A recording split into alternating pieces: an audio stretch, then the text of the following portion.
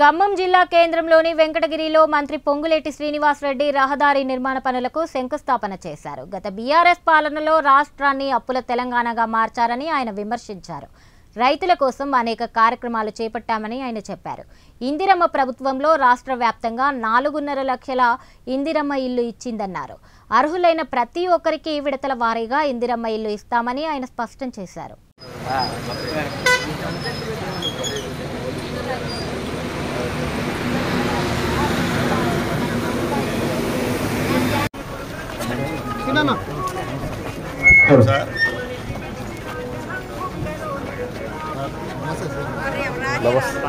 నమస్కారం.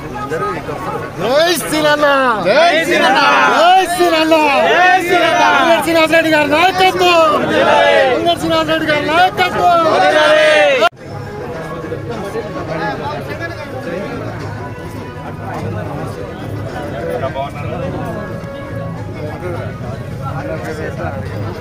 హలో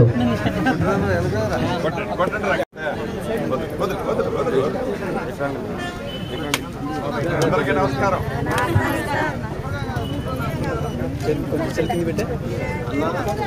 ఏం కాగితం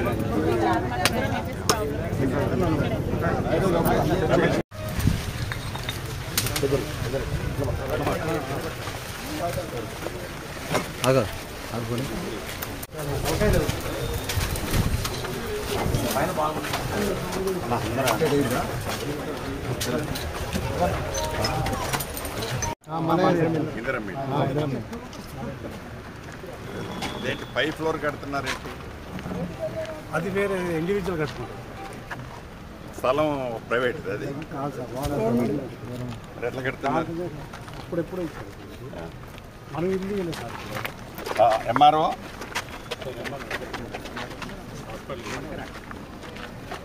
ఈ ల్యాండ్ ఎంత ఉందో సర్వే చేయాలి. ఈ పక్క ల్యాండ్ ఏందో మొత్తం తీపించుకొని 1-2 డేస్లో సర్వే చేసి డిమార్కేషన్ చేసి ఎంత రావాలో పక్క సో వెనకై కూడా కంప్లైంట్ చేస్తాను. ఎస్ సార్ చేసి చేస్తాను. డెఫినెట్లీ ఏరియాని 1 ఎకరం కాదు.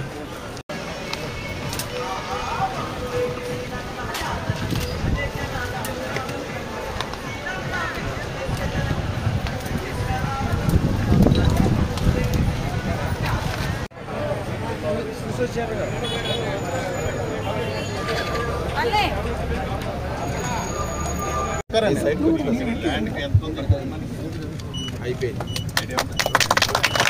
జై శ్రీరామ, జై శ్రీరామ, జై శ్రీరామ, జై శ్రీరామ.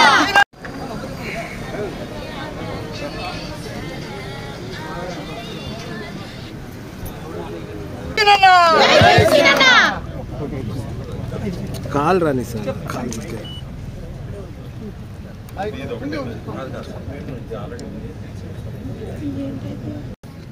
రాష్ట్ర రెవెన్యూ, హౌసింగ్ మరియు సమాచార శాఖ మంత్రివర్యులు, స్థానిక శాసనసభ్యులు శ్రీ పొంగులేటి శ్రీనివాసరెడ్డి గారికి, స్టోన్ వేయడానికి విచ్చేసినటువంటి ప్రజాప్రతినిధులు, అధికారులు, ఇక్కడ ఉన్నటువంటి ఇందిరమ్మ హౌసింగ్ విచ్చేసిన గౌరవ జిల్లా కలెక్టర్ గారికి,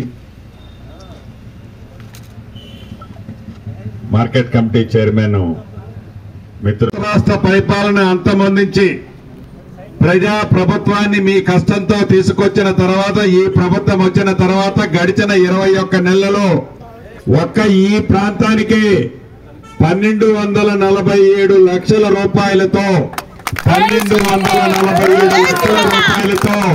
వివిధ అభివృద్ధి కార్యక్రమాలు చేసుకున్నాం. శంకుస్థాపనలో ఉన్నాయి, టెండర్ దశల్లో కొన్ని ఉన్నాయి.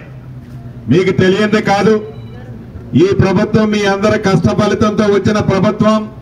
ఈ ప్రభుత్వం పేదోడికి అండదండలుగా ఉండి భుజము తట్టి పేదోడి పక్షపాత ప్రభుత్వంగా గౌరవ ముఖ్యమంత్రి రేవంత్ రెడ్డి గారి నాయకత్వంలో నడుస్తున్న ప్రభుత్వం అని మీ అందరికీ తెలిసిందే.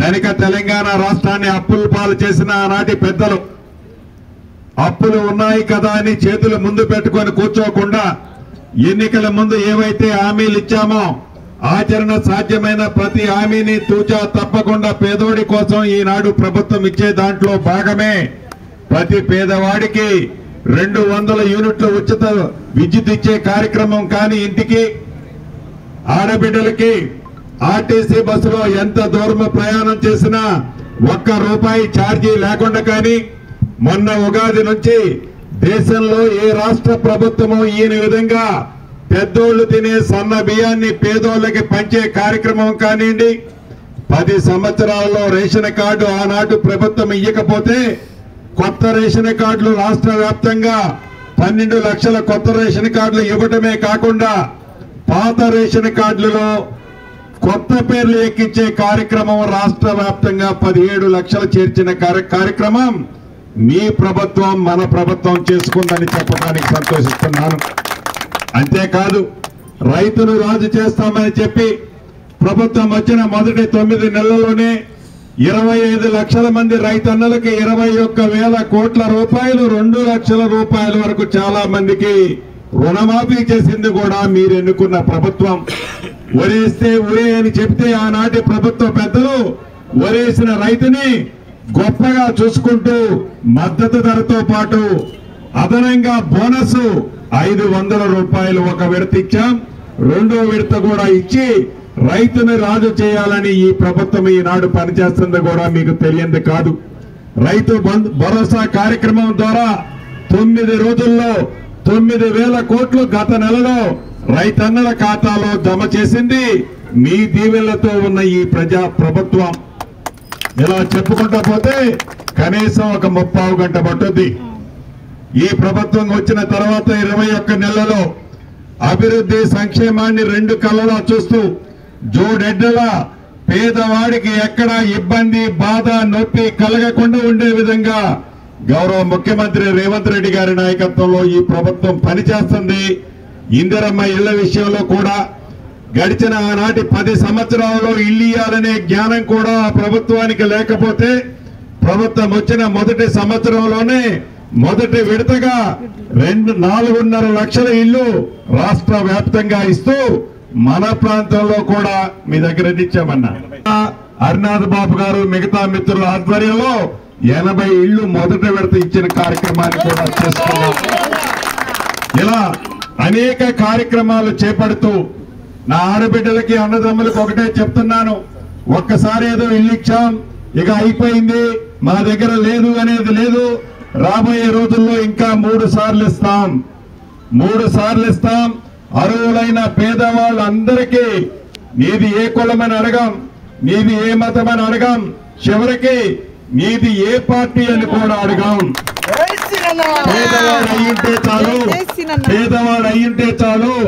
ఆ పేదవాడికి ఒక భరోసా భద్రత ఆత్మస్థైర్యాన్ని కల్పించే ఇందిరమ్మ ఇల్లు ఇచ్చే కార్యక్రమం ఈ ప్రభుత్వంలో గౌరవ ముఖ్యమంత్రి రేవంత్ రెడ్డి గారి నాయకత్వంలోని ఈ ప్రభుత్వం తీసుకుంటుందని మరొక్కసారి మీ అందరికీ తెలుపుతూ రాబోయే రోజుల్లో ఏ కార్యక్రమం వచ్చినా తప్పకుండా మీరు ఈ ప్రభుత్వాన్ని మనస్ఫూర్తిగా దీవించాలని కోరుకుంటూ స్థానికులు కొన్ని డ్రైన్లు అవి అడిగారు, తప్పకుండా వాటిని కూడా అతి కొద్ది రోజుల్లోనే పూర్తి చేస్తాం. అదే రకంగా ఏదైతే గతంలో మన ప్రభుత్వం ఇందిరమ్మ ప్రభుత్వం ఉన్నప్పుడే కట్టిన ఇళ్లు కూడా ఏవైతే ఉన్నాయో ఇప్పుడే అధికారులు చెప్పాను, వీలైనంత తొందరలో వాటిని కూడా పూర్తి చేసి పేదవాళ్ళకి ఇచ్చే కార్యక్రమాన్ని చేపడతామని చెప్తూ మీ అందరి దగ్గర సెలవు తీసుకుంటున్నాను.